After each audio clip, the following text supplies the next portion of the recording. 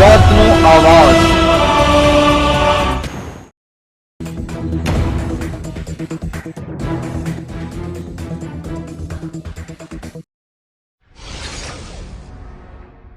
રાજકોટ જિલ્લાના ધોરાજીના માર્કેટયાર્ડમાં ડુંગળીનો ભાવ તળિયે જતા ખેડૂતો ચિંતિત। રાજકોટ જિલ્લાના ધોરાજી પંથકના ખેડૂતોને ડુંગળીની રાતા પાણીએ રોવાનો વારો આવ્યો છે। કેન્દ્ર સરકાર દ્વારા ડુંગળીની નિકાસ પર પ્રતિબંધ લગાડતા ડુંગળીનો ભાવ હાલ તળિયે ગયો હોય ત્યારે ડુંગળી પકવતા ખેડૂતોમાં ભારે ચિંતા જોવા મળી છે। ધોરાજીના માર્કેટયાર્ડમાં રોજેરોજ ડુંગળીના ભાવ ગગડી રહ્યા છે અને હાલ ડુંગળીની માર્કેટયાર્ડની ખુલ્લી બજારમાં પોષણક્ષમ ભાવ નથી મળી રહ્યા।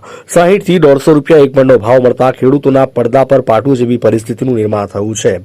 ત્યારે ધોરાજી પંથકના ખેડૂતો કેન્દ્ર સરકારે જે ડુંગળી પર નિકાસબંધી કરી છે તેનું તાત્કાલિક છૂટી આપે તેવી માંગ કરી રહ્યા છે।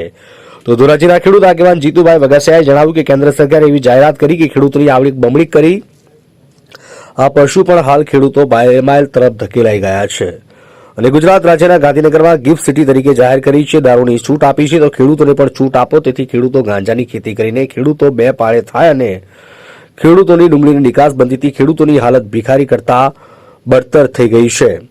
તો તાત્કાલિક કેન્દ્ર સરકાર ડુંગળી પર નિકાસબંધી કરી છે તે પાછી નિકાસબંધી ખેંચવામાં આવે તેવી માંગ કરી રહ્યા છે।